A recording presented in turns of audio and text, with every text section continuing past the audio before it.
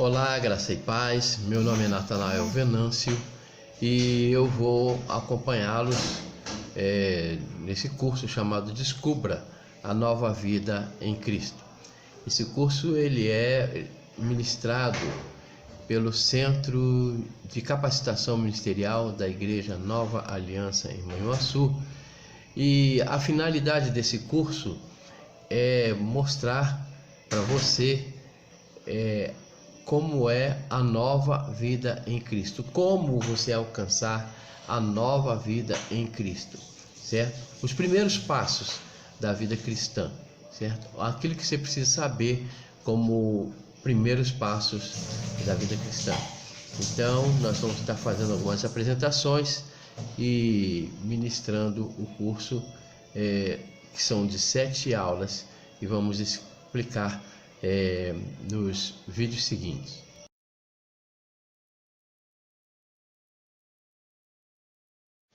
Nesse slide você está vendo aí a minha família. Na ponta está o Caleb, né? E depois vem a Geralda, minha esposa, a Natália e depois eu. Caleb tem 24 anos hoje. A Natália tem 22, certo? E tá aí, eles estão prontos para ir à igreja nessa foto.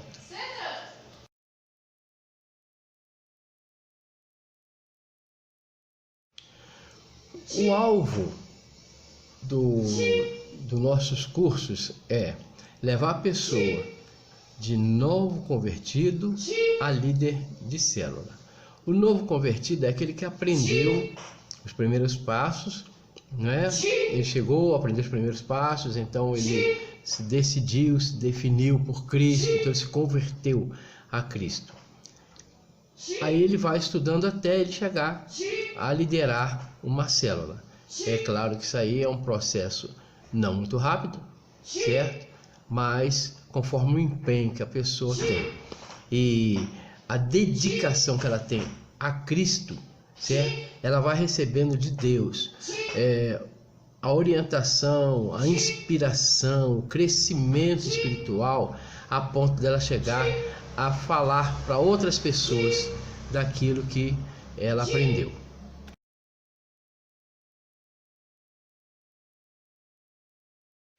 O curso de Descubra, ele faz parte de uma série de estudos de um programa chamado Lidere. Primeiro, descubra a nova vida em Cristo, e depois experimente uma vida abundante, depois tenha uma vida contagiante, depois lidere uma célula vitoriosa e por último lidere uma célula de crianças. Isso aí é um curso opcional, esse de crianças. Mas esses cursos, essa sequência, ela só é obrigatória, poderíamos dizer assim, ela faz parte de uma sequência a partir daqueles que optam pelo batismo, né? Na verdade, nesse curso você não tem compromisso algum em batizar-se. Você só vai saber sobre a nova vida em Cristo. A questão do batismo é uma outra questão que vamos ver na aula 7 desse curso.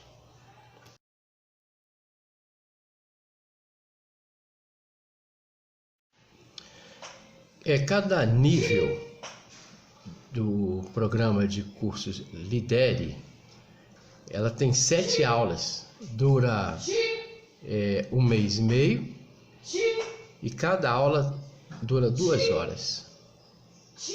Já no nível 5, aquela aula para quem quer, o curso para quem quer liderar a célula de crianças, aí são apenas 4 aulas, apenas 1 mês, mas também são 2 horas por aula.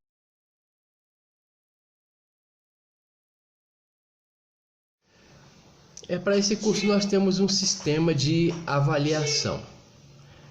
Esse sistema de avaliação são 3 formas.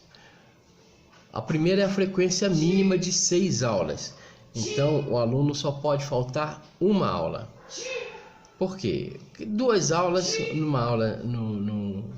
numa sequência de 7 aulas, ele perde muita coisa, ele deixa de aprender algumas coisas, certo? Importantes.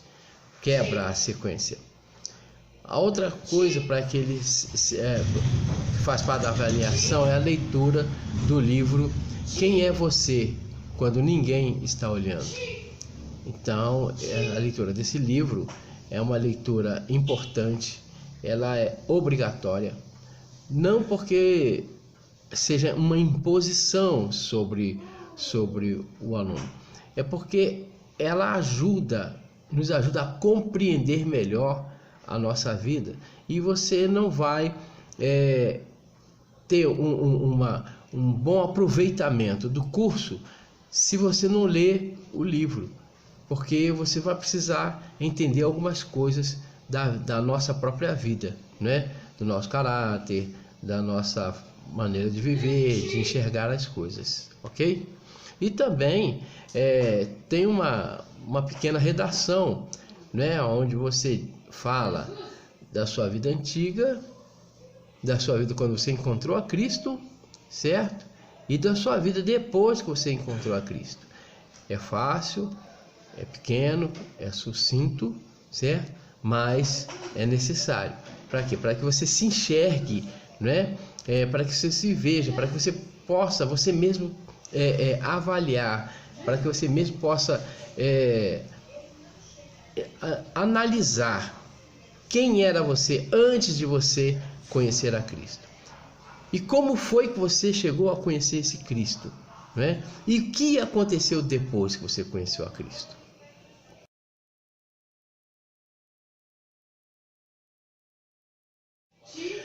Para as pessoas que já entram no curso pensando em batizar-se, existe alguns critérios. Um deles é a recomendação minha, né? O líder da célula ou o professor do curso. A ficha preenchida, certo? Ela deve ter no mínimo 6 aulas, 6 presenças, né? E a aprovação no curso.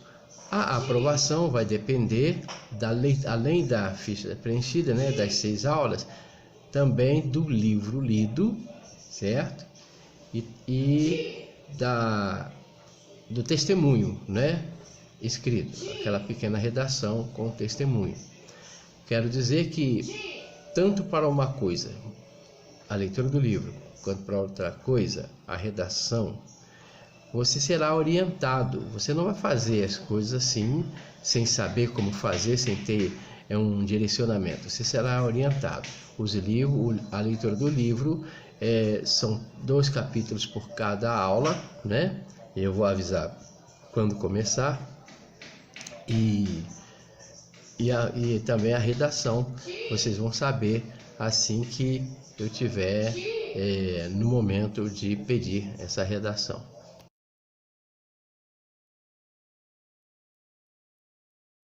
Agora você está vendo a agenda, o cronograma de aulas.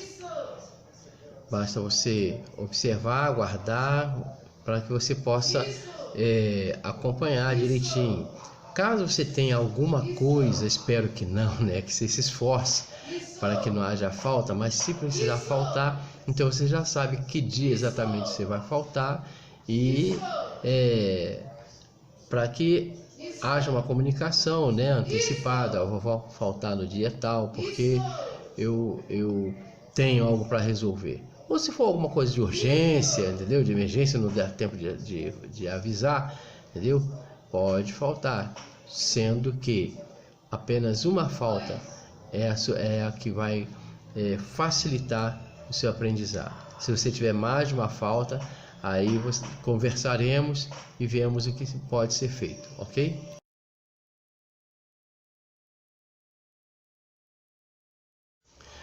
O livro que nós vamos usar, ele tem 2 formas de você adquiri-lo.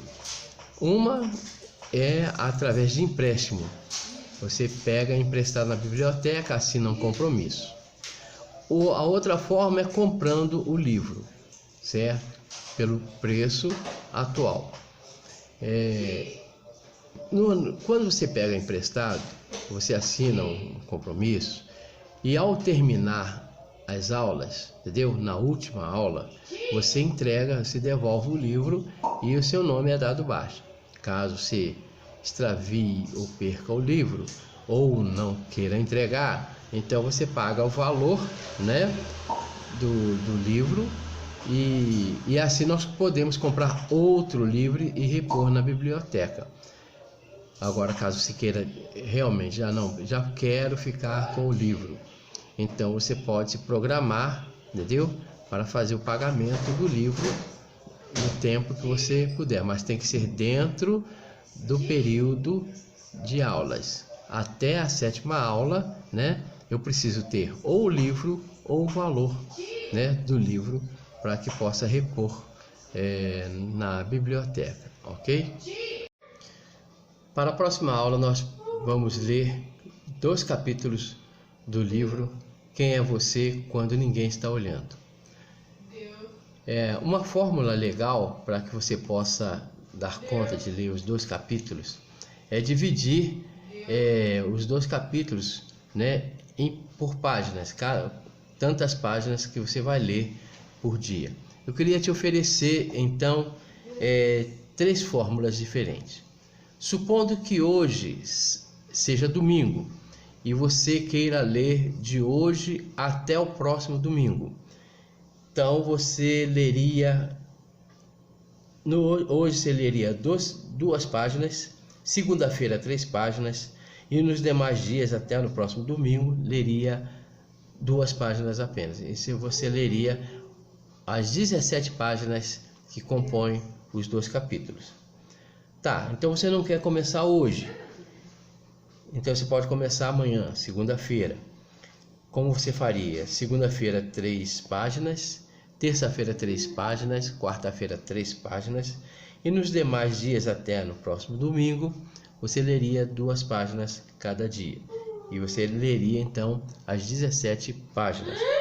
Ah, não, mas eu quero tirar o domingo fora, não quero ler no domingo.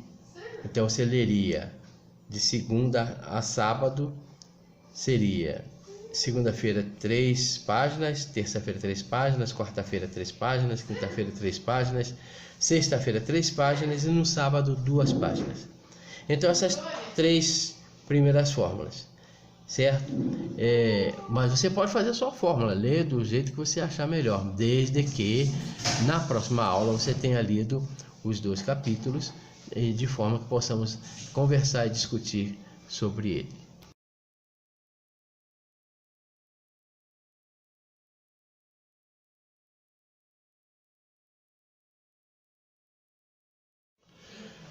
Vamos tratar então da nossa aula propriamente dita, a aula 1. O início da nova vida, a conversão a Cristo. Nas aulas de legislação de trânsito, quem já passou por isso, como eu, né? Nós aprendemos sobre o conceito de conversão. Conversão à direita, conversão à esquerda, certo? Sabemos também sobre o que é proibido, né? Qual é o trajeto proibido, certo? Então, isso é o que nós aprendemos na aula de legislação. Outras práticas indicam a possibilidade de fazer retorno também. Quando você precisa corrigir um trajeto, às vezes você está indo numa estrada e tal, e alguém fala, não, você passou do ponto de entrada. Aí você é obrigado a fazer uma conversão. E às vezes tem que fazer uma conversão de 180 graus. Você tem que voltar totalmente um trecho pequeno ou grande do seu erro, né? Porque você tinha que entrar num determinado lugar, não entrou, chegou lá na frente, você teve que retornar, certo? Então isso é uma conversão de 180 graus.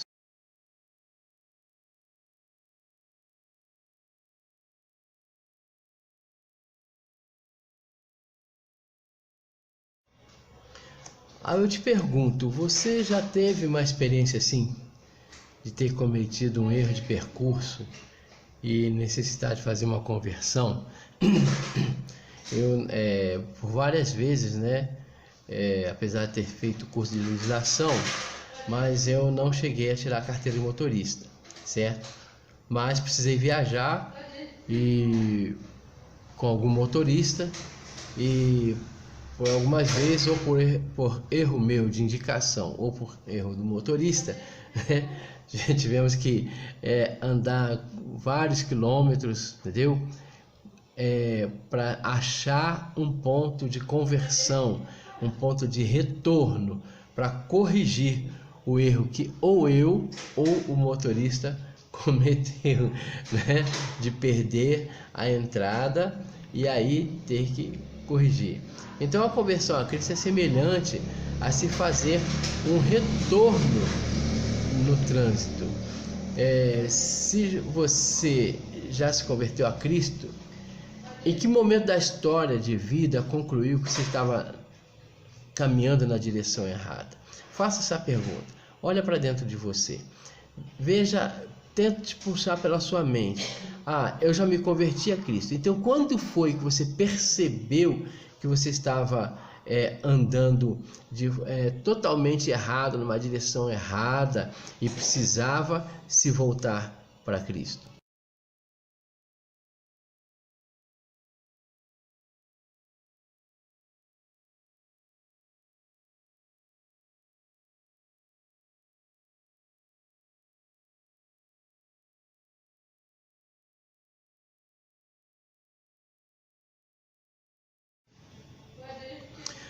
A conversão a Cristo é caracterizada por dois importantes fatos: a fé em Jesus e o arrependimento dos pecados. A fé em Jesus significa você acreditar em algo que você não vê. Você não esteve na história, certo? Quando Jesus andou na terra. Você não viu Maria grávida. Você não viu Maria sendo engravidada pelo Espírito de Deus. Você não viu Maria dar a luz a Jesus. Você não viu o crescimento de Jesus. Você não viu Jesus andando na face dessa terra. Você não viu ele ensinando, entendeu? Você tem um livro que fala dessas coisas. Você tem a Bíblia, certo? Então, como você se volta para Jesus? Como você se converte a Cristo? É pela fé, entendeu? E a Bíblia fala que a fé é o firme fundamento das coisas que se esperam e a certeza daquelas que a gente não vê. Então, isso vem de Deus, certo? E o outro fato é o arrependimento dos pecados, entendeu? O arrependimento, o que é o arrependimento? Nós vamos ver mais para frente que é metanoia, certo? Meta quer dizer que é mudança, que é direção, noia, entendeu? De mente, meta, transformação, mudança, noia, mente, certo? Então, a mudança de mente, uma mudança de entendimento. É assim que nós percebemos que estamos em pecado e deixamos o pecado e nos voltamos, nos convertemos, ou seja, mudamos de direção, mudamos a mente, mudamos a forma de crer, de acreditar, de pensar sobre aquelas coisas que nós praticamos. Então, a conversão é igual a fé em Jesus, mais arrependimento dos pecados.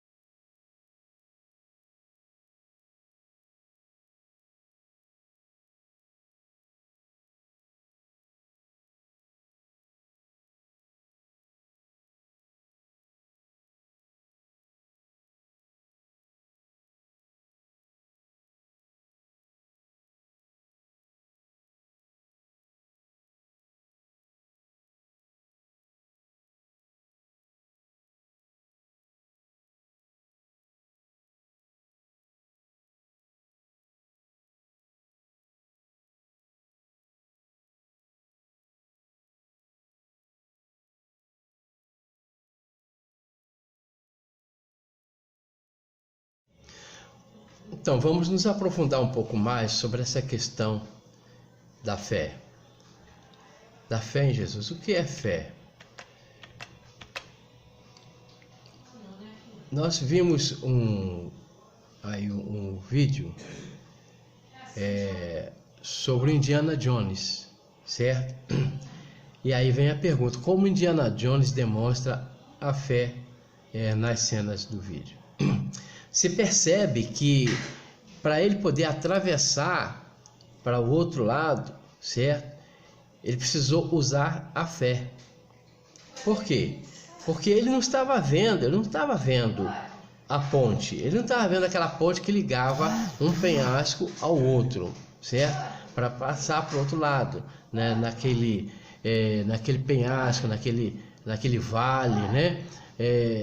Então, o que ele teve que fazer? Ele teve que dar os passos, ele teve que andar, ele teve que ir à frente, ele teve que entregar. Ele entregou a sua vida, ele entregou o seu corpo, ele simplesmente foi à frente. Quer dizer, poderia ele cair, né, naquele abismo, e ao invés de ele conseguir salvar os seus companheiros, ele simplesmente só ia perder a própria vida.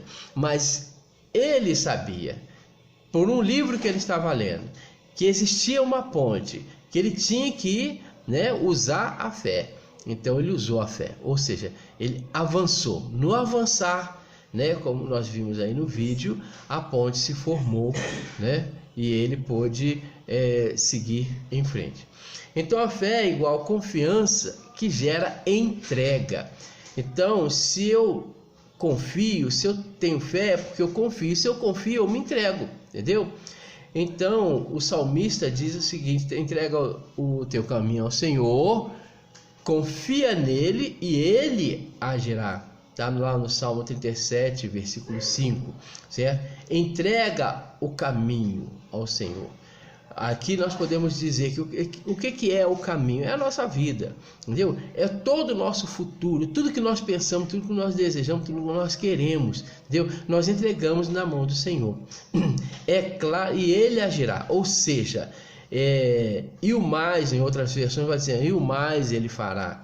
Isso quer dizer que quando entregamos a nossa vida, o nosso caminho na mão do Senhor, deixamos Ele nos conduzir, pode ser que a coisa não vá sair do jeito que nós gostaríamos, do jeito que nós pensamos, porque Ele conhece o melhor caminho. Então Ele agirá, ou seja, Ele fará com que a gente passe pelo caminho que Ele entende ser melhor para nós. E aí Ele vai nos conduzir de forma correta, de forma acertada, de forma que lá na frente nós não venhamos a nos entristecer, não venhamos a sofrer, entendeu? Porque trilhamos um caminho errado. Porque nem tudo que nós pensamos ou planejamos está de acordo com o que é melhor para nós. Mas às vezes, aquilo que achamos que não é melhor, é o melhor quando Deus está na direção, quando é Ele que está conduzindo.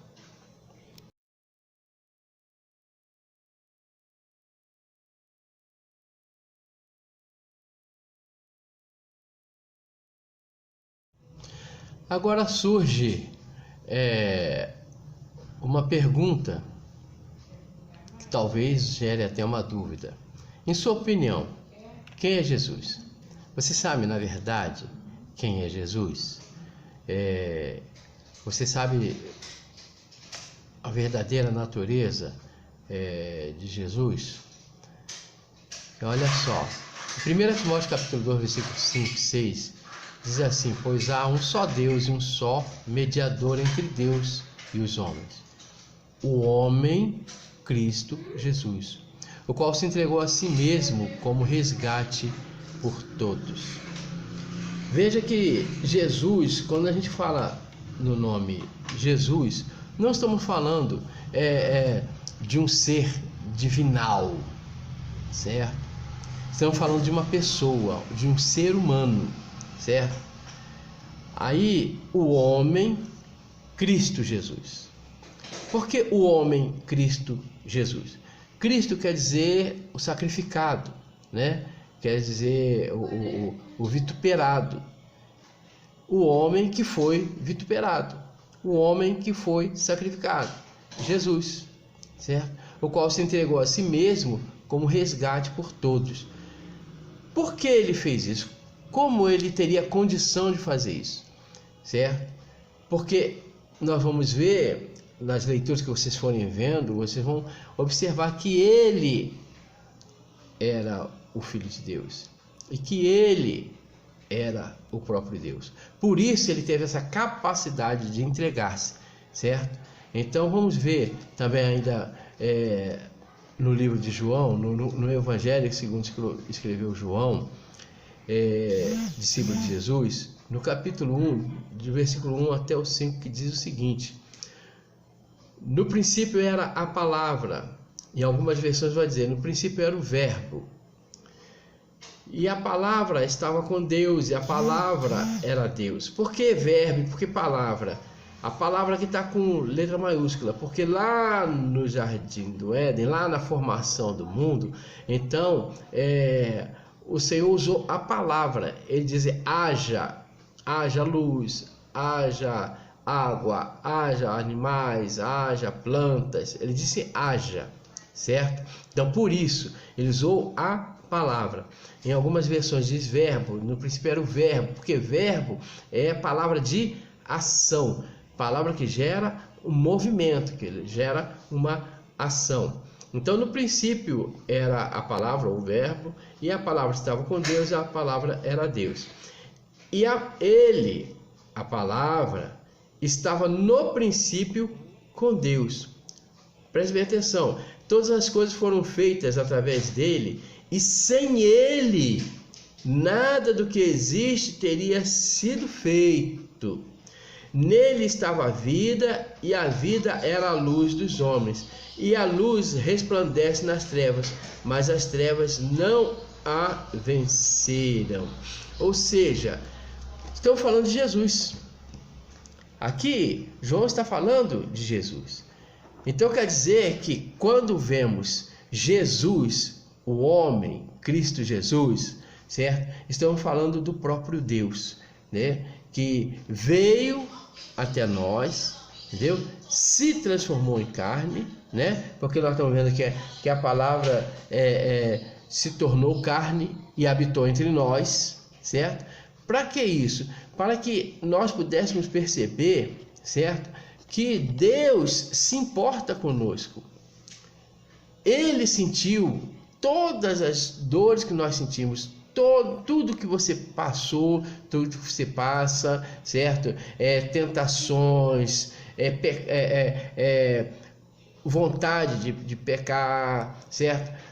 Vontade de brigar, raiva, tristeza, dor, fome, sede, tudo isso Jesus passou, certo? Então, ele veio como homem, certo? E como homem, só que ele não pecou em tempo algum, teve a condição de ser crucificado, ser sacrificado, ou seja, se tornar o Cristo, né? E morrer por todos nós, para nos resgatar da condenação eterna a qual nós estávamos sucintos, né? Estávamos entregues à condenação eterna.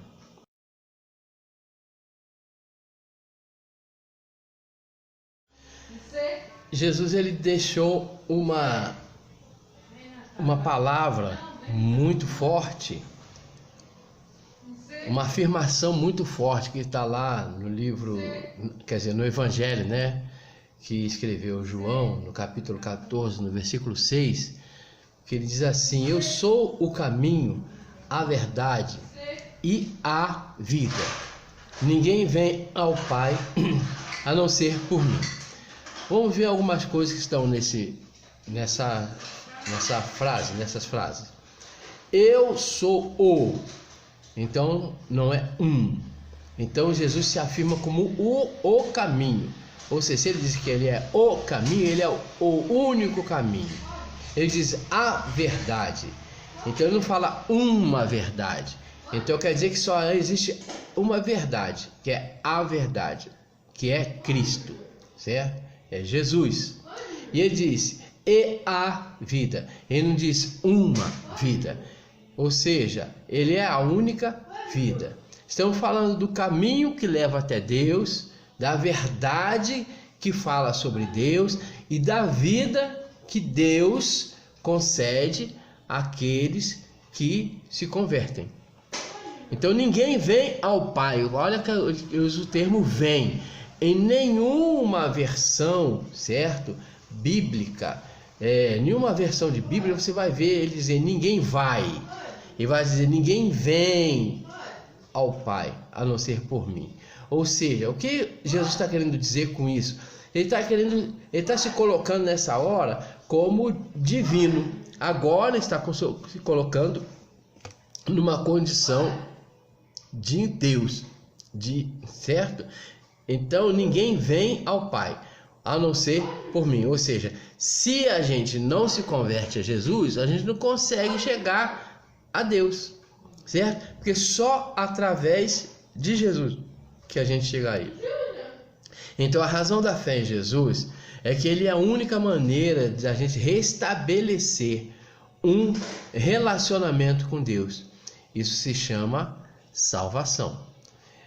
Aí, quando se fala em religião, certo? A religião é exatamente isso, é a religação entre o homem e Deus. Então, com essa afirmação do Senhor Jesus, que está no Evangelho de João, no capítulo 14, versículo 6, com essa afirmação, eu sou o caminho, a verdade e a vida, ninguém vem ao Pai a não ser por mim. Então não tem como nós nos reconciliarmos com Deus, não tem como nós nos voltarmos para Deus, a não ser através de Jesus. Ou seja, a não ser nos converter, a não ser que nós nos convertamos a Jesus. Então nós precisamos nos converter a Jesus para que possamos ter um relacionamento com Deus.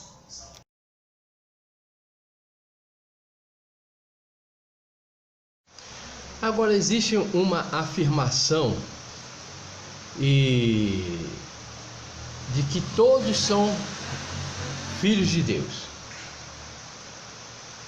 certo? E às vezes alguém pergunta, mas não somos todos filhos de Deus? A resposta é não. Explicar por quê. Vamos ler o que diz na carta de Paulo, a carta que Paulo escreveu aos Romanos, no capítulo 3, versículo 23, que diz assim, porque todos pecaram e destituídos estão da glória de Deus. Algumas versões dizem que estão separados de Deus. Então, não tem como a pessoa afirmar que ela é filha de Deus se ela pecou e ela foi destituída. Entendeu? O que é destituir? É tirar todo o vínculo. É tirar o vínculo. É tirar, separar, é romper, certo? É como você, um filho que pede, ou o pai, né? Ou um ou outro, emancipa. Quando um pai emancipa um filho, tira o vínculo, certo? Ele tira o vínculo, ou seja, ele permite que aquele filho vá viver a sua vida segundo o seu bel prazer, entendeu? Do jeito que ele achar melhor, certo? Que ele tome, que ele se responsabilize pelas suas coisas, certo? Isso acontece muito com alguns adolescentes, né? Que já estão às vezes com 17, 16, 17 anos e precisa viajar, né? Precisa ir embora para outro lugar. Aí ele tem que resolver as suas coisas. O pai não vai poder mais estar ali, entendeu? Para pagar as contas, para abrir conta em banco, para fazer essa... Então ele destitui, desvincula o filho dessa responsabilidade. Isso é só uma comparação, porque nesse caso ele não deixa totalmente de ser filho, né? Mas é só para mostrar o que é o desvínculo, certo? Então Existem desvínculos que são feitos por causa do mau filho, né? O filho é ruim, o filho é mau, entendeu? Ele não quer saber, ele não respeita os pais. Então os pais acabam emancipando esse filho, ainda aquele novo adolescente, ou ainda que ainda não está na idade de maioridade. Então esse pai vai lá e destitui o filho, ou seja, emancipa, fala assim: olha, você então vai viver sua vida, eu vou te emancipar e você toma conta do seu nariz, certo? Então aqui está dizendo que todos pecaram, e a única forma que nos afasta de Deus, a única coisa que nós nos desvincularmos de Deus é pelo pecado. Então Paulo está dizendo que todos, eu, você e todos, pecamos e fomos desligados de Deus, fomos destituídos de Deus, fomos emancipados de Deus, fomos separados de Deus, certo? Então não tem como a gente afirmar que todos são filhos de Deus mais, porque foram separados, certo? Foram destituídos. Mas agora vamos ler agora o capítulo 1 de João, né?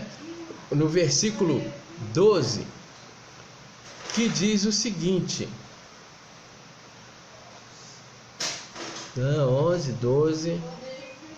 Mas a todos quantos o receberam, deu-lhes o direito de se tornarem filhos de Deus, ou seja, aos que creem no seu nome.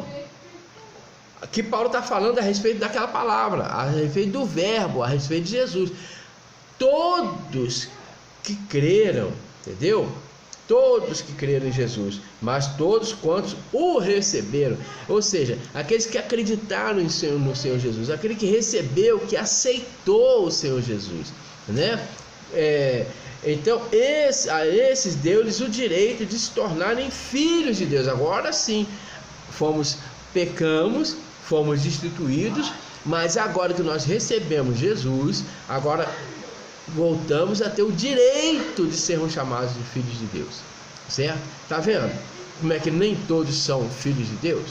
Porque para ser filho de Deus é preciso que a gente reconheça, entendeu? Que somos pecadores, que pecamos, que erramos e que precisamos do Senhor Jesus para nos religar a Deus, certo? Precisamos do verbo, precisamos da palavra para nos religar a Deus. Você está entendendo?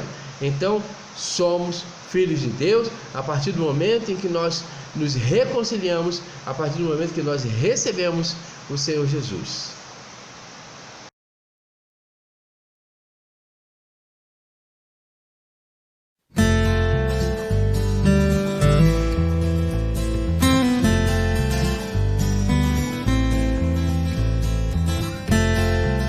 Se eu soubesse que eu ia morrer sem ajudar alguém que eu podia ter ajudado, eu acho que eu vou morrer bem arrependida. Acho que já fui injusto, sim, entende? E não gostaria de ser novamente antes da minha ida.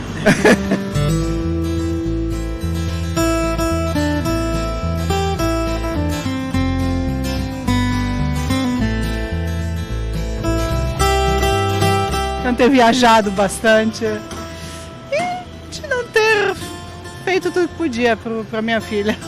As pessoas geralmente fazem pelos outros coisas que elas acreditam que é importante para o outro, mas a maior parte das vezes o outro não te pediu isso.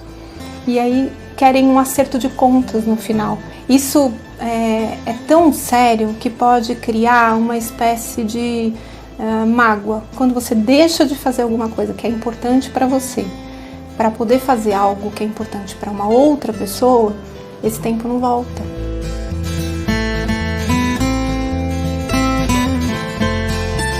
Dava muita atenção ao serviço e a família não. Se você teve um trabalho na sua vida que te enriqueceu, que te transformou, que fez sua vida melhor, tanto do ponto de vista material como ser humano, essa cobrança raramente acontece. Mas se o trabalho é um peso, você pôs um tempo nele que te falta agora no fim da vida, certamente vai causar arrependimento.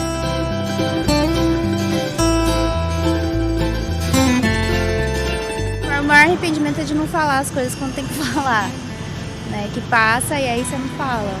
Com familiares a gente costuma às vezes analisar ou criticar, ser injusto. Eu gostaria de não ser. Essa é uma das coisas mais bonitas que acontecem no fim da vida. A gente perde a nossa capacidade de fingir. Nessa hora bate aquela coisa, puxa, e se eu tivesse dito que eu amava?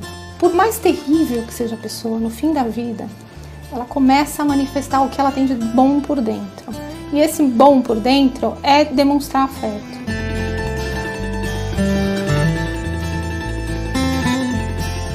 As relações que a gente tem com os amigos são relações, na maior parte das vezes, muito mais honestas, muito mais verdadeiras do que às vezes a gente tem com a nossa própria família. Aí dá vontade de ficar com os amigos nesses momentos, porque a gente sabe que os momentos precisam ser especiais, né?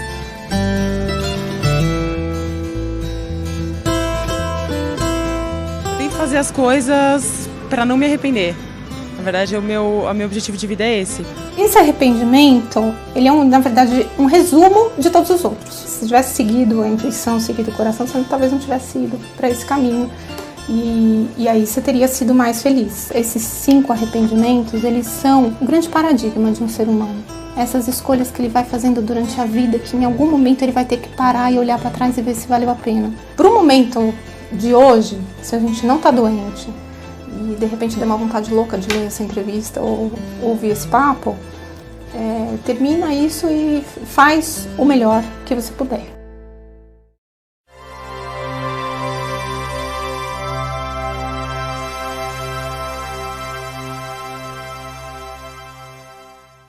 Muitas pessoas confundem remorso com arrependimento.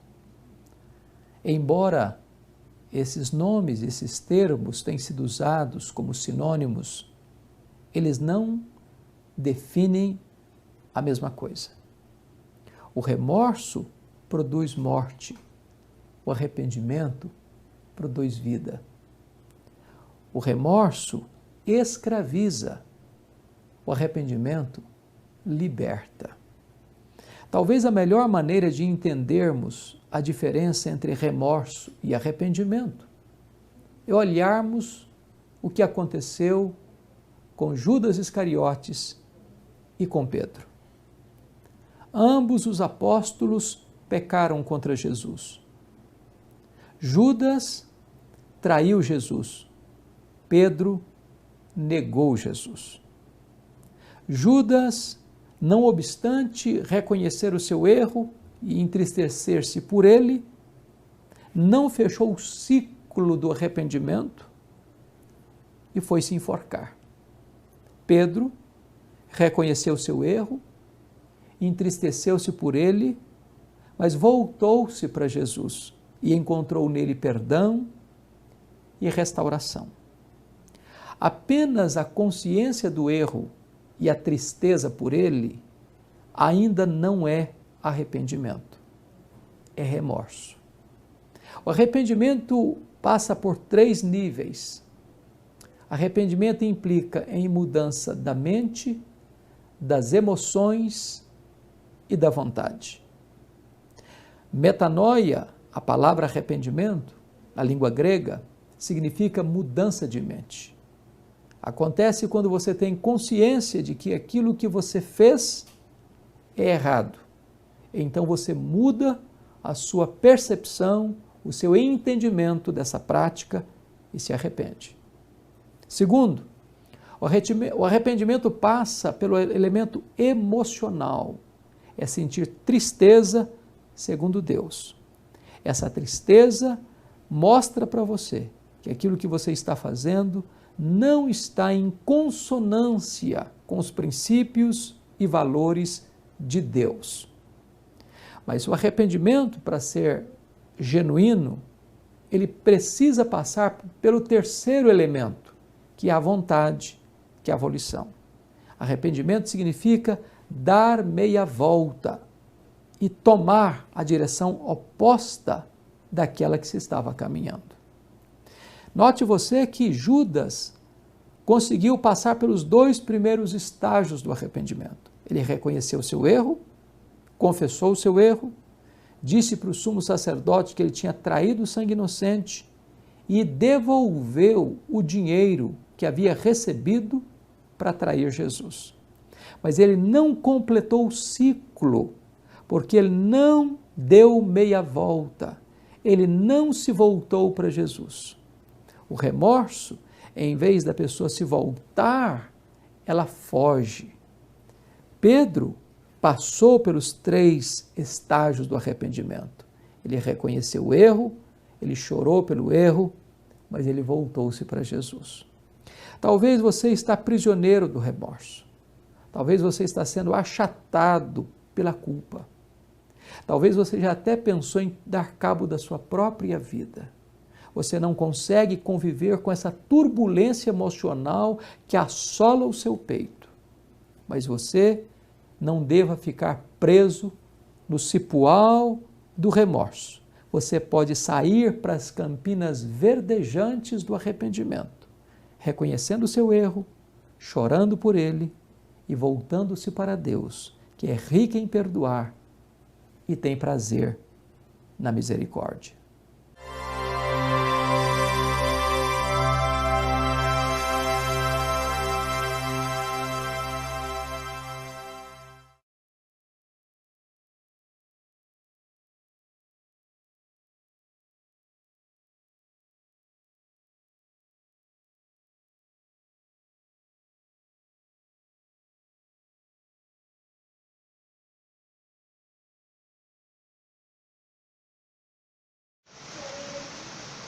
No primeiro vídeo, nós vimos algumas pessoas falando sobre seus arrependimentos. Então, qual o conceito que vocês perceberam nessas pessoas com respeito ao arrependimento? O que elas falaram que nós podemos resumir em uma só palavra? Na verdade, tudo que elas falaram foi sobre sentimento. O problema é que o arrependimento, ele não é simplesmente um sentimento, certo? Mas elas viram dessa forma. E muitas das vezes nós também fazemos assim, pensamos assim. Nós temos um sentimento de que não deveríamos ter feito isso, de que não deveríamos ter feito aquilo, ou que deveríamos ter feito, certo? Então, quer dizer, nos arrependemos, aí dizemos assim: eu estou arrependido por ter feito, estou arrependido por não ter feito, estou arrependido por ter falado, estou arrependido por não ter falado. Será que seria esse mesmo conceito de arrependimento? O que a Bíblia diz sobre arrependimento? Aí nós vamos para o segundo vídeo que vocês viram, do pastor Hernani, falando sobre o arrependimento, certo? Então nós vamos ver que o arrependimento não é simplesmente um sentimento, certo? Existem algumas coisas que nós pensamos que é arrependimento e não é, certo? Porque o arrependimento, ele traz uma mudança, certo? Já quando não existe a mudança, quando existe só aquele pensamento: eu não deveria ter falado, mas ficou por isso mesmo. Eu deveria ter falado, mas ficou por isso mesmo. Deveria ter feito, ou não deveria ter feito, mas ficou por isso mesmo, a coisa não foi corrigida. Então não houve um arrependimento, houve um remorso, certo? Então, você vê no outro quadro, por exemplo, na imagem que vem depois dos vídeos, que diz, certo? O que é o arrependimento? Mudança de mente. E o que é o remorso? Não muda a maneira de pensar ou de acreditar, tá vendo? Quem se arrepende muda a sua forma de pensar, muda a mente. Quem tem remorso não muda a maneira de pensar, entendeu? Ou de acreditar, entendeu? O segundo ponto é mudança de emoções, certo? Então, quem se arrepende, ele muda as suas emoções. Se ele tem raiva, ele passa a amar, certo? Então, muda as emoções, certo? E principalmente quanto a outra pessoa, certo? Ele muda a forma, a emoção dele com respeito às outras pessoas, entendeu? Já no remorso, as emoções são referentes a si mesmo, entendeu? As emoções, a pessoa só se emociona com respeito a ela mesma. Um camarada que foi preso, certo? Porque assassinou. Aí você chega lá, o cara tá chorando. Por que ele tá chorando? Porque foi preso, entendeu? Ele não tá chorando porque assassinou, certo? Então, não deveria ter feito, porque foi preso, certo? Mas quando solta, ele vai e faz de novo. Esse não teve um arrependimento, teve remorso, certo? Então, já o arrependimento, a terceira forma de arrependimento é a mudança da vontade para mudar toda a sua vida, entendeu? Quer dizer, eu quando me arrependo, muda a minha vontade, certo? Para que em toda a minha vida mude, para que tudo seja diferente. Eu lembro que eu andava no pecado, eu era usuário de droga, certo? Brigava muito com os outros, era um problema sério, entendeu? Não era pessoa de confiança. E um dia, quando eu me arrependi disso, eu vi que eu tinha que ser totalmente diferente. Tinha que ser outra pessoa, tinha que mudar totalmente, radicalmente. Então mudei a minha vontade, mudei toda a minha vida. As vontades que eu tinha de fazer as coisas, não, agora não, mudou, certo? Eu me arrependi, ou seja, lembra do início da nossa lição? Fiz uma conversão. Eu estava indo numa direção e me converti, certo? Converti a minha direção, certo? Para uma mudança de vida. No caso do remorso, a pessoa não tem vontade de mudar de vida, certo? Ela não quer mudar, ela só quer continuar do jeito que está, certo? Quer que as pessoas aceitem ela como ela é, não quer mudar nada na sua vida. Então isso é um remorso, certo? Falando mais sobre arrependimento, o que é arrependimento? É a metanoia, certo? Meta, mudança, noia, mente. Aí nós vamos ver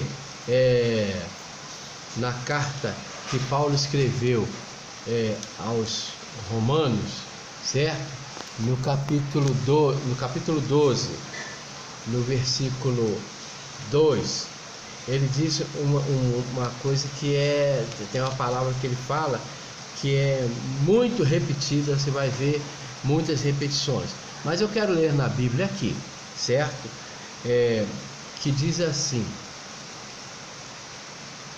e não vos amoldeis ao sistema deste mundo, mas sede transformados pela renovação das vossas mentes, para que experimenteis qual seja a boa, agradável e perfeita vontade de Deus.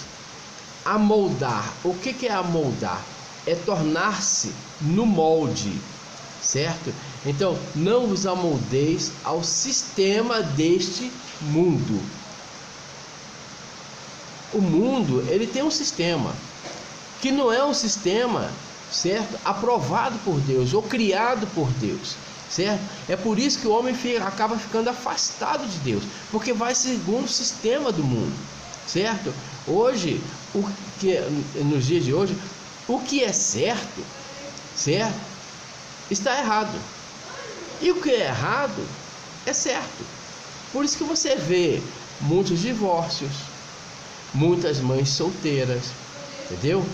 Muitas separações sem necessidade, certo? As pessoas vão fazendo negócios escusos, não são honestas nos seus negócios, entendeu? Nos seus tratos, porque está tudo normal, hoje é normal, mentira é normal, entendeu?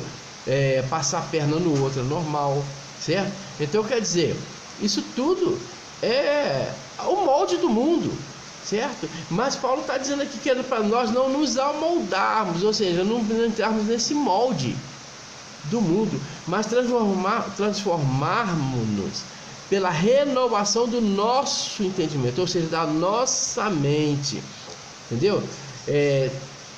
Sede transformados pela renovação das vossas mentes. Algumas versões vão dizer do vosso entendimento, entende? Tem que transformar. Se não transformar, não tem arrependimento, certo? Então, meta é isso, é mudança. Mudança. Não é aquela meta de alcançar. Eu tenho uma meta para alcançar.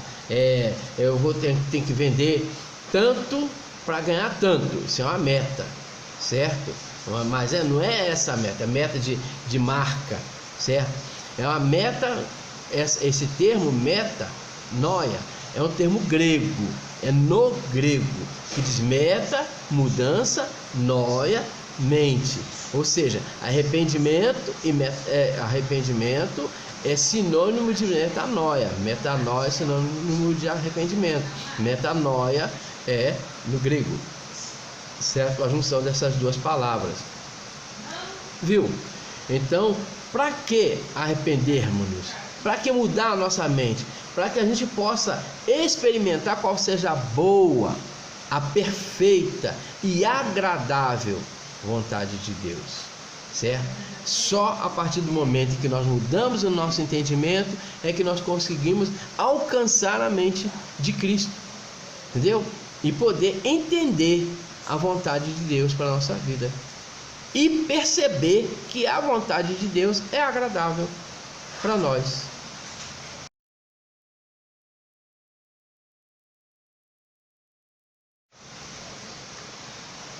A Bíblia fala, né, aos Efésios, ou seja, Paulo escrevendo aos Efésios, no capítulo 4, versículo 22 até o 23, diz que abandonem a velha natureza de vocês, que fazia com que vocês vivessem uma vida de pecados e que estava sendo destruída pelos seus desejos enganosos. É preciso que o coração e a mente de vocês sejam completamente renovados, tá vendo? A mente tem que ser renovada. Olha a metanoia acontecendo. Vistam-se com a nova natureza criada por Deus, que é parecida com a sua própria natureza e que se mostra na vida verdadeira, a qual é correta e dedicada a Ele. Por isso, não mintais mais. Que cada um diga a verdade para o seu irmão na fé, pois todos somos membros do corpo de Cristo. Se vocês ficarem com raiva, não deixem que isso faça com que pequem e não fiquem o dia inteiro com raiva. Não deem ao diabo a oportunidade para tentar vocês. Quem roubava, que não roube mais.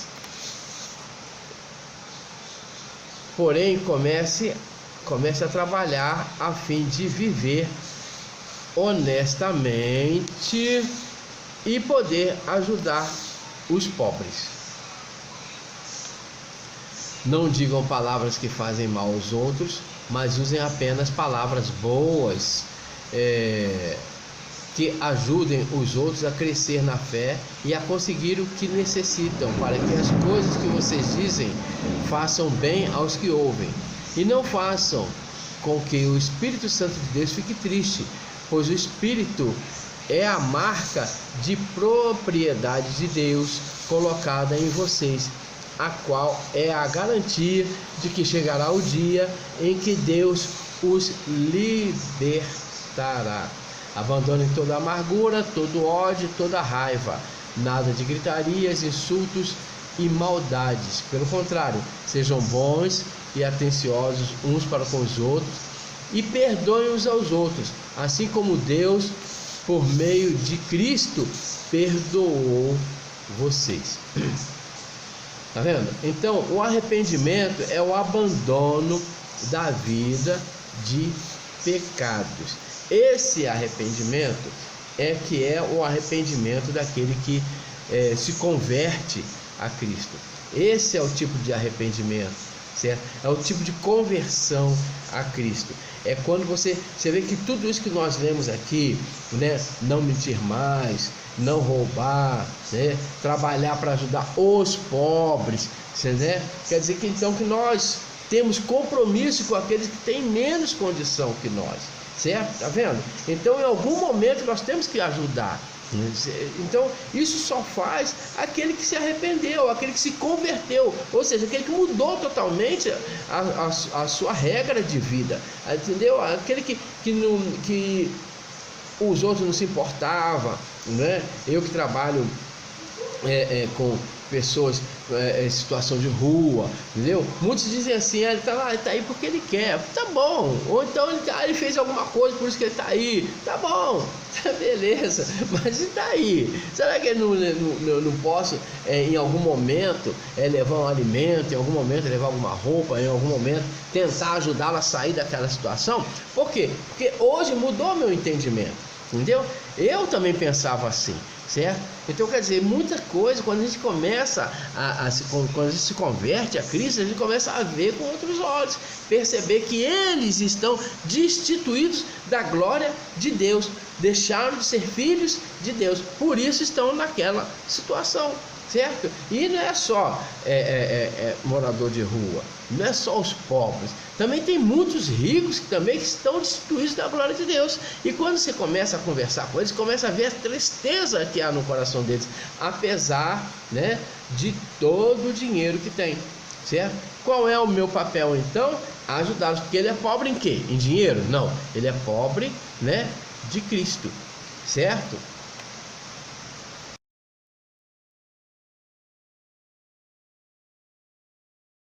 Quero pedir desculpa aqui que no vídeo anterior, na leitura bíblica que fizemos, aquela longa, eu falei que nós estávamos lendo na carta que Paulo escreveu aos Efésios, capítulo 4, falei que era de 22 a 23, certo?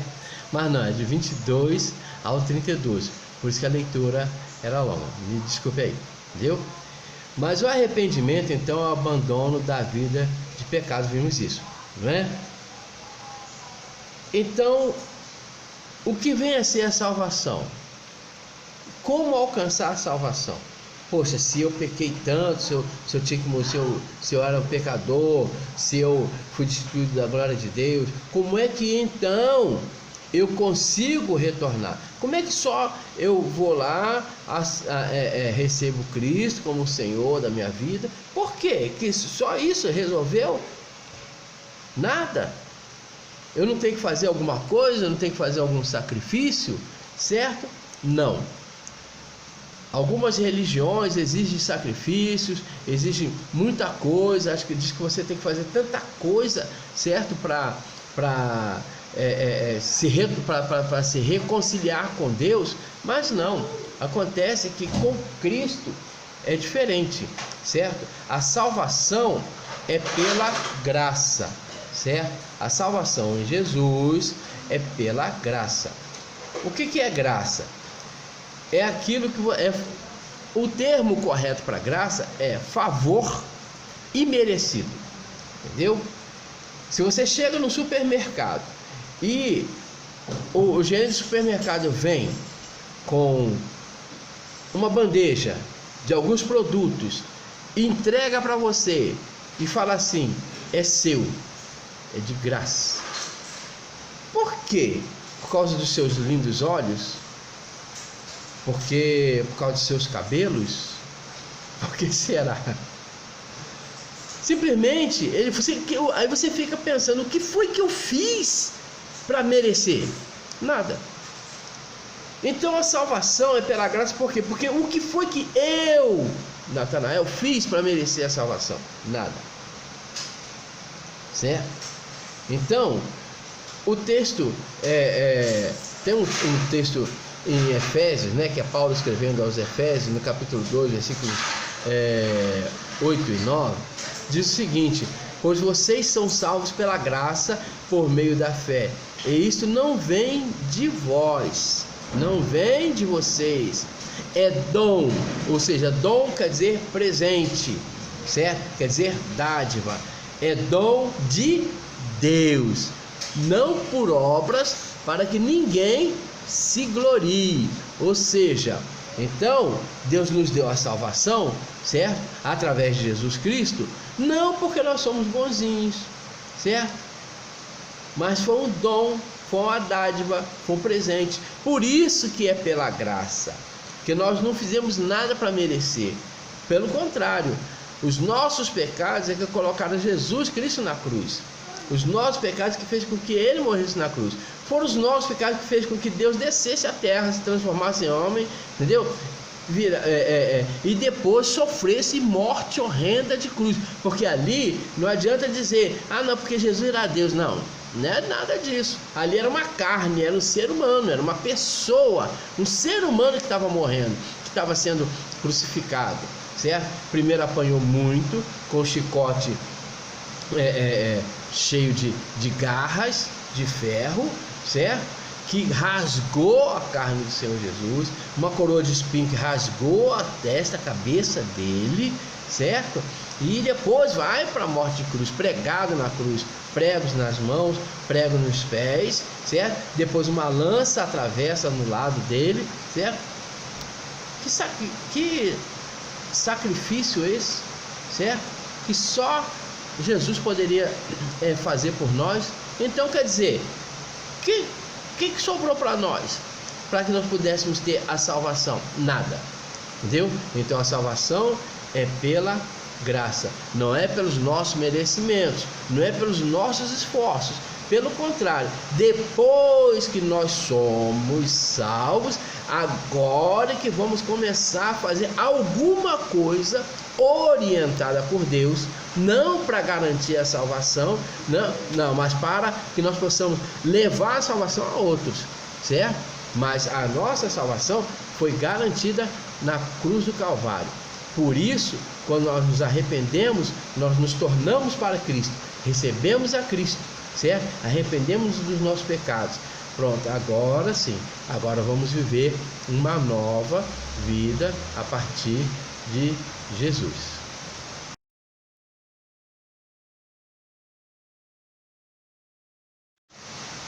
Então, a conversão é o ato único de dar as costas para o pecado em arrependimento e voltar-se para Cristo em fé, certo? Então a conversão é o ato único de dar as costas para o pecado em arrependimento e voltar-se para Cristo em fé. Não é uma coisa simples, um sentimento simples, não. Você vê que quando João Batista estava lá no Jordão batizando, né? João Batista esse termo Batista, na verdade, é porque ele batizava, não é o sobrenome dele, entendeu? O nome dele era João, mas o povo começou a chamá-lo de João o Batista, né? Porque é o batizador, certo? Isso aí é uma tradução do grego, né? Por isso ficou João Batista ou João o Batista, vem da tradução do grego baptizo, certo? Então, mas a gente continua chamando de João Batista. Batista é só um apelido, né? De alguém que batizava, certo? Então, em Mateus, no capítulo 3, versículo 7, eu vou ler para vocês, 7 e 8, diz assim: E vendo ele muitos dos fariseus e dos saduceus que vinham ao seu batismo, dizia-lhes: Raça de víboras, quem vos ensinou a fugir da ira futura? Produzir, sim, frutos que mostrem vosso arrependimento. Então quer dizer que não é simplesmente eu pensar, não posso mais fazer isso, não posso mais fazer aquilo. Como é que eu vou mostrar que eu estou arrependido dos meus pecados? Com os meus atos, entendeu? Porque João Batista estava pregando: arrependei-vos e sejam batizados. Então as pessoas iam para lá para realmente confessar os seus pecados, entendeu? E serem batizadas, certo? Recebendo então uma conduta, assumindo então uma nova conduta. Mas os fariseus, que eram os doutores da lei, que era o pessoal da lei, que zelava pelas leis, né? Da Torá. Então eles, o que eles pensaram? Não, eu também vou lá para mostrar, né, que eu me arrependi, certo? Mas só que eles praticavam coisas erradas. Então João Batista disse: não, produzi, pois, frutos de arrependimento, ou seja, mostre através das suas obras, do seu comportamento de vida, que você realmente é uma pessoa que está arrependida. Então, aí nós vamos pular lá para a carta de Tiago, né? No capítulo 2, do versículo 14 até o 26, que diz assim, o título é: as atitudes demonstram a fé. De que adianta, meus caros irmãos, alguém proclamar sua fé e não tem obras? Acaso essa fé pode salvar alguém? Acaso essa fé pode salvá-lo?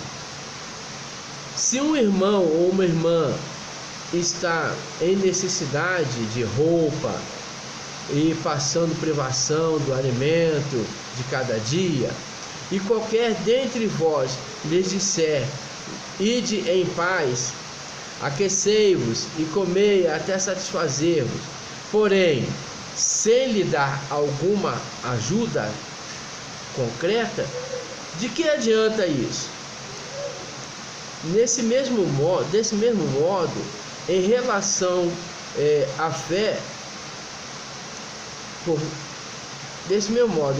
à fé, por si só, se não for acompanhada de obras, está morta. Entretanto, alguém pode afirmar: tu tens fé e eu tenho as obras. Mostra-me a tua fé sem obras, e eu te mostrarei minha fé mediante as obras que realizo. Crês tu na existência de um só Deus? Fazes bem. Até mesmo os demônios creem e tremem. Queres, pois, assegurar-se, ó homem insensato, de que a fé sem obras é de fato inútil? Ora, não foi Abraão, nosso pai, na fé, justificado por obras, quando ofereceu seu próprio filho Isaque sobre o altar? Vês dessa forma que tanto a fé como as obras estavam agindo juntas, e a fé foi aperfeiçoada pelas obras.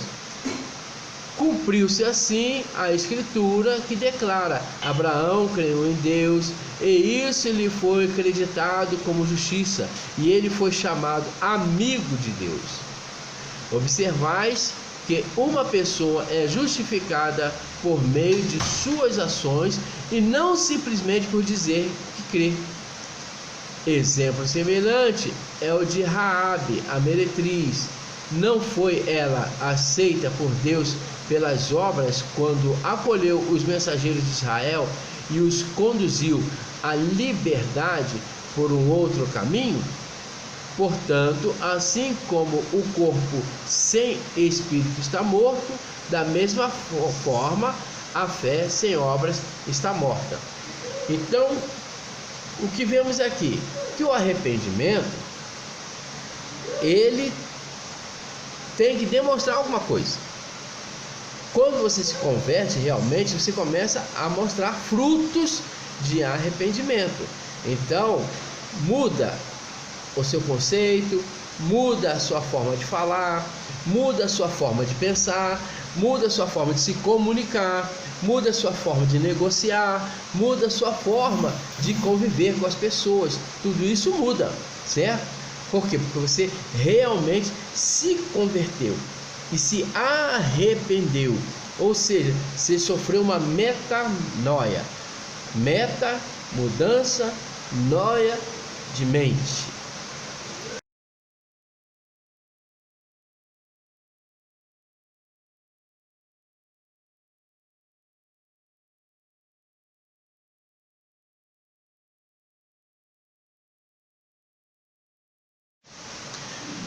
Então, e você? Agora que você sabe sobre o que é conversão, eu te pergunto, você já se converteu? É uma pergunta que você deve introspectar, trazer para dentro de você e analisar se você já se converteu, certo? Se você ainda não se converteu, o que você deve fazer é dobrar o seu joelho, falar com o Senhor Jesus: olha, Senhor, eu quero entregar a minha vida a Ti, e a partir de hoje quero agir totalmente diferente de quando de antes de eu ajoelhar e falar contigo. Então, e aí você entrega a sua vida a Cristo e pronto. E aí agora você começa a agir de forma diferente, certo? Nós podemos ajudar, certo? A igreja pode te ajudar, orientar, a Bíblia pode te ajudar, te orientar para que você siga. Se você já se converteu, eu vou pedir a você, certo? Que você redija o seu testemunho, né, de conversão. Na primeira parte, você vai dividir isso em 3 partes. Na primeira parte você vai falar, a primeira parte é antes da conversão, quer dizer, antes de você ouvir falar de Jesus, ou mesmo que ouviu, não deu confiança, não se voltou para ele. Então, antes da conversão, como era a sua vida antes de você conhecer a Jesus? Uma dica: não gaste muito tempo enaltecendo o pecado ou se vangloriando das coisas erradas que praticou, certo? Como eu falei para vocês, né, que eu fui usar droga, brigava e tal, entendeu? Mas você vê que eu falei isso com poucas palavras, né, da minha vida pregressa. Falei isso com poucas palavras, porque nada disso me traz nenhum tipo de honra, certo? Muito pelo contrário, me trouxe muito sofrimento, e sofrimento para outras pessoas também. Então, você usa poucas palavras para falar da sua vida antes de conhecer a Cristo. Agora, segunda parte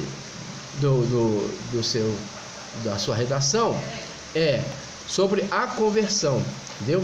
Então você vai falar que situação o levou a conhecer a Jesus, como foi o processo, certo? Como é que você conheceu a Jesus, como é que você ouviu falar de Jesus, como é que foi o processo, entendeu? Da pessoa que trouxe essa informação, ou se você foi a alguma igreja e quantas vezes você foi lá até você entender, entendeu? Que você precisava de Cristo, né? Então a dica é, nessa parte você pode entrar em detalhes, você pode usar nomes, datas, locais, etc, certo? Então nessa parte você vai ter mais detalhes. Na primeira parte não, a primeira parte é só o básicozinho ali para você saber, né, para nós sabermos quem você era e agora como foi, porque essa parte é que é mais importante, o resto não importa para nós, certo? É passado, não importa, certo? E na terceira parte, depois da conversão, entendeu? Como tem sido sua vida após a conversão? O que mudou? Outras pessoas perceberam as mudanças? Tá vendo? Essas perguntas, 3 perguntas. Como tem sido sua vida após a conversão? O que mudou? Outras pessoas perceberam as mudanças? Certo? A dica, essa é a parte mais importante. É a partir do que mudou que as pessoas se interessarão em conhecer Jesus Cristo. É a partir da mudança que você teve, certo? Então, a partir daí é que as pessoas vão se interessar por Jesus. Certo? Então as pessoas que eu converso e que vieram para Cristo, não foi pelo meu passado, entendeu? Não foi nem pela forma a qual eu cheguei a Cristo, mas foi por aquilo que eu passei a ser depois de conhecer Cristo, certo? Essa é a parte mais importante.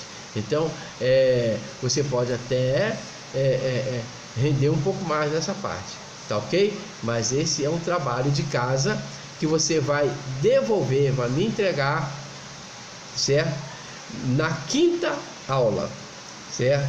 Então você tem que já ir lendo o livro e pensando também em como redigir essa declaração, como redigir essa redação, certo? Para que nós possamos compartilhar, né, daquilo que Deus fez na nossa vida, ok? E aqui nós encerramos essa primeira aula. Quero lembrar, né, do nosso compromisso de ler o livro, certo? Para que possamos comentá-lo na próxima aula. Você tem 17 páginas desses 2 primeiros capítulos, tem 17 páginas, e que você vai dividir pelo número de dias que você quiser separar para essa leitura, certo? Então fica fácil, né, de você dar conta. E para a quinta aula, né, nós vamos entregar os testemunhos, tá ok? Que Deus possa te abençoar, e até a próxima aula, se o Senhor assim nos permitir.